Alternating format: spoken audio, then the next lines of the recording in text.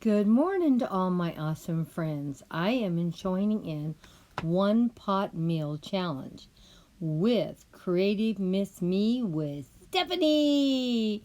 She is such a great creator. I always love joining in with her. She's so sweet, so kind, and she'll always give you so many awesome ideas for your channel. Go over and check her out if you're not already following her. And tomorrow, me and Stephanie are going to be joining in with the Mastermind Influencing Team. Make sure you go over and watch that tomorrow. Oh, like I said, she is an awesome creator and you're going to just love her to pieces. Please check her channel out if you're not already following. Then we have Juani's House, a wonderful creator. Know you're going to love her too. She puts up lots of different content on her channel, and you're never going to get bored watching her channel. Always so many beautiful things that she's doing. Right now, she's doing a remodel in her bathroom. Please go over and check her channel out and see what she does with that bathroom. I'm sure it's going to be awesome when she's finished.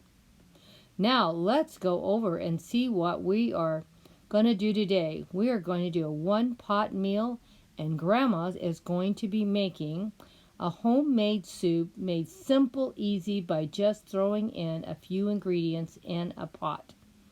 First, by starting with mixed vegetables, whole corn, and chuck wagon. And that chuck wagon has corn, green peppers, red peppers in it, and onion. That way we have a little bit of mixture and variety in our soup. We are also going to need a pound of ground beef. You can get lean or whatever you want, or even turkey. It doesn't really matter. You're going to use a 16 ounce can of tomato sauce. I just bought Stater Brothers, inexpensive and tastes great. You're going to need one onion, chopped finely, and mix the ground beef and the onion together in the pan. Brown it up thoroughly. Make sure that meat is thoroughly cooked. And as you can see, it's coming up. All that steam's coming off that pot. Oh, doesn't that already smell and look good? I also put those seasonings in on the meat, just cooking by themselves, to make that meat and onions have a lot of flavor, even before I add the tomato sauce on top. Now, the seasonings I used are the Italian seasonings, the garlic seasoning, and lemon pepper. And as you notice, the garlic, I use 25% less sodium to try to cut down on the sodium in our diet. Now, if you don't want any sodium, you don't need to put any of that in.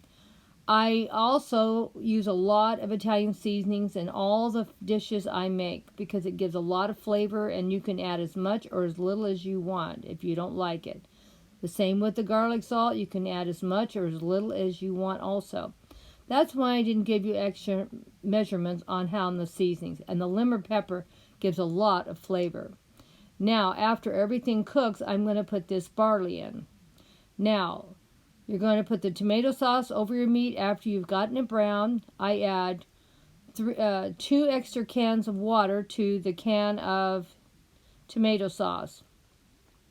Then I'm going to put all my seasonings into that liquid, as you can see here, and then I'm going to stir it in, and I'm going to let it simmer for a good hour. Now, you don't have to if you don't want to, but I want all the flavors mixing and marrying together.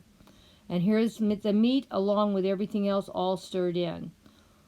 Then I'm going to take the barley, and I put 4 ounces in this, but you could put as much as you wanted. You could put up as much as 8 ounces if you want. Now, keep in mind that barley is going to absorb a lot of the liquid within 24 hours. After it's cooked for a while, the barley, as you can see, the barley's been put into the soup. You want to make sure that barley is fully cooked and soft before adding your vegetables. The vegetables are the last thing you want to put in your soup. You just want it to simmer and cook all those flavors together before the vegetables go in. Now I put all 3 packages of vegetables in here, so it's really a hearty soup. Now, my husband likes potatoes in. You could have easily put potatoes in and cook them when you were cooking the soup also. Now, I personally love a lot more flavor than he does, so I love the little hot pepper flakes, but I just put it in my bowl if you have people with sensitive stomachs. And then put the soup over it, and it did get the flavor of those red pepper flakes. You know, a great thing about soup, you can have it be any way you want it to be. Now, I wanted to show you what the soup did by the next day. It absorbed all those liquids up. All you need to do to get more soup, the flavor, just put another can of water in there and add some more seasonings to your taste, and you got something for dinner for another day or two. Now, me and Grandpa ate on this for 3 days, so this was a great thing to cook, and it tasted great every day, better than the first. And for dessert, well, look what Grandma did. I should have filmed me making it, but I made an orange cake, bundt cake today, and put a little frosting on top. I didn't put much because I'm pretty sure this orange bundt cake is going to be sweet all by itself. I added an extra egg and added some pudding to make it a little bit more moist and tasty. Well, when we cut into it, we'll let you know what we think.